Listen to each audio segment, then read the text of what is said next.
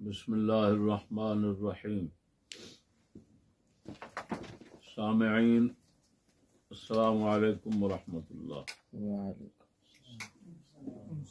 آج بتاریخ 1/1/2023 بروز اتوار بندہ ناچیز یہ بیان محفوظ کرا رہا ہے۔ اس کا عنوان ہے موضوع مناظرہ اور جائے مناظرہ کے متعلق خانے والی کے لیے آخری پیغام۔ موضوعات مناظرہ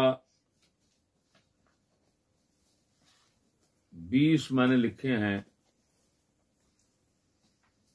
ان میں سے خانے والی کو اختیار ہے جس مسئلے کو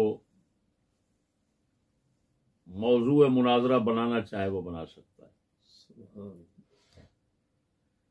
نمبر اول، جیسا کہ مذہب اہل سنت ہے اس کے مطابق یزید یا کسی یزیدی کی امامت میں صحابہ کرام اور اہل بیت اعظام خصوصاً امام حسن و حسین رضی اللہ تعالی عنہم نمازیں پڑھتے رہے۔ دوسرا موضوع ہے یزید کی امارت میں امام عالی مقام اور اکابرین صحابہ جہاد قسطنطنیہ میں شریک ہوئے۔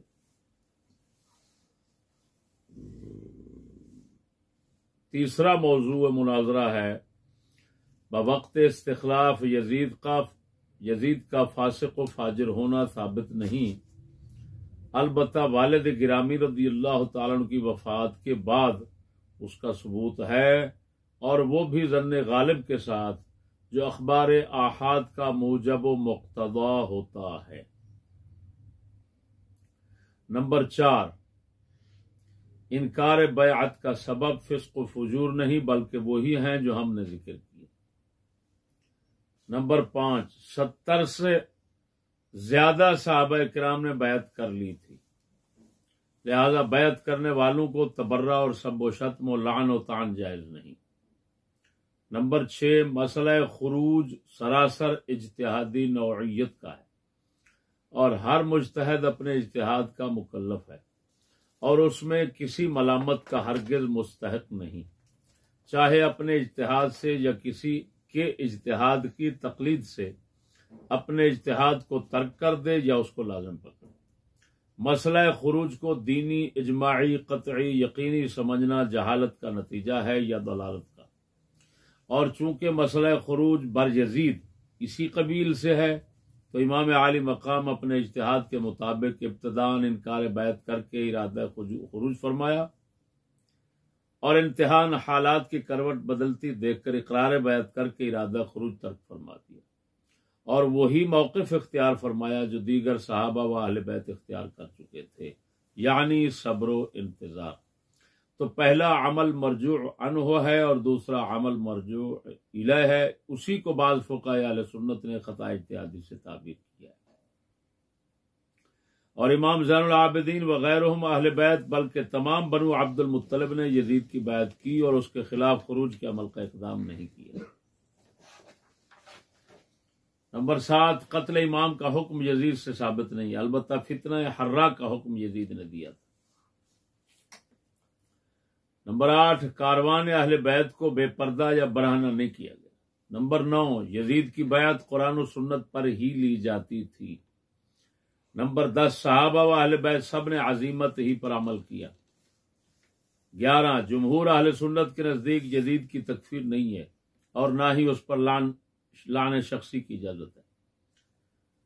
نمبر 12، سانحہ کربلا کا علم ہونے پر یزید نے غم کا اظہار کیا، اس کا خلاف اس سے زیادہ ضعیف ہے۔ نمبر 13، ہمارے ائمہ مجتہدین کی طرف یزید کی تکفیر غلط منسوب ہے۔ نمبر 14، استخلاف یزید کی بیعت اختیاری تھی، جبری نہیں تھی۔ 15، آج تک تکفیر آج تک تکفیر یزید کے اسباب پر اتفاق نہیں ہوا اور نہ ہی کوئی ایک وجہ تکفیر ثابت ہے۔ 16 اہل سنت کا اجماع ہے یا جمہور کا مذہب ہے کہ سلطان کے خلاف خروج جائز نہیں،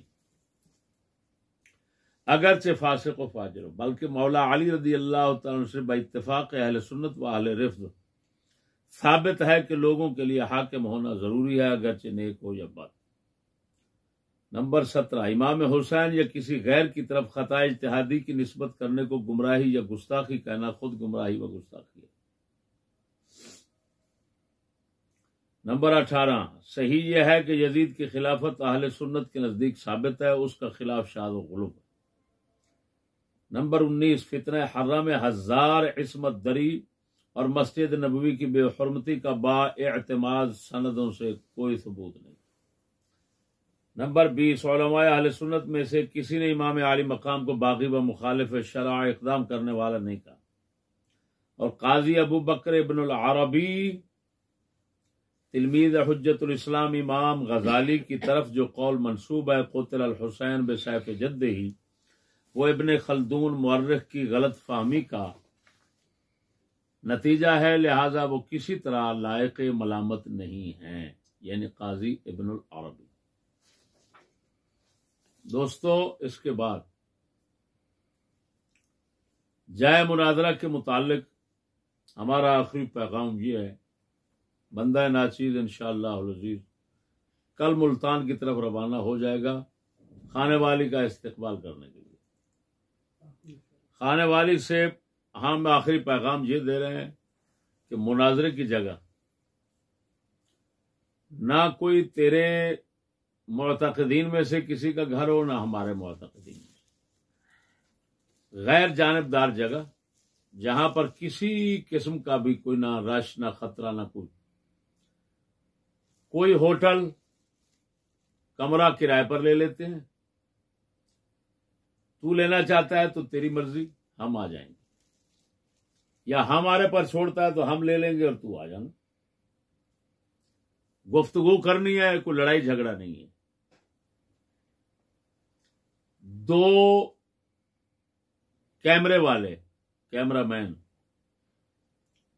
رکھے جائیں گے جو ملتان شہر سے بلا لیے جائیں گے کرائے پر، ایک تمہاری طرف سے ایک ہماری طرف سے۔ 2 موبائل ٹچ موبائل والے، ایک تمہاری طرف سے ایک ہماری طرف سے۔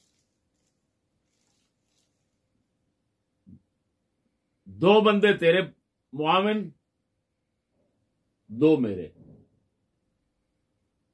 میں صرف معاون رکھوں گا کتابیں دینے کے لیے، بولنے کے لیے نہیں، بولنے کے لیے انشاءاللہ بندہ ناچیز حاضر ہو۔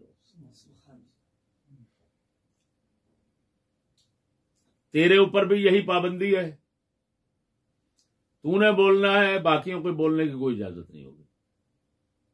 ہاں تجھے کان میں کوئی بات بتانا چاہتے ہیں ان کو اجازت۔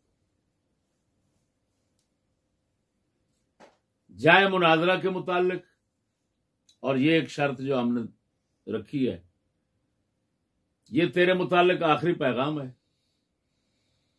بندہ ناچیز انشاءاللہ العزیز پرسوں صبح سے لے کر اگلے دن صبح تک تیرا پورا انتظار کرے گا۔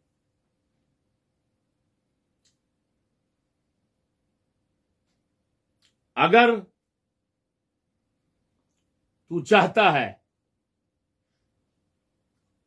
اور تو سمجھتا ہے کہ حق تیرے پاس ہے اور فتح ہونی چاہیے تو بسم اللہ آ جا، فتح لے لے، فتح کر لے۔ باقی سب کچھ عند التلاقی انشاءاللہ تعالی۔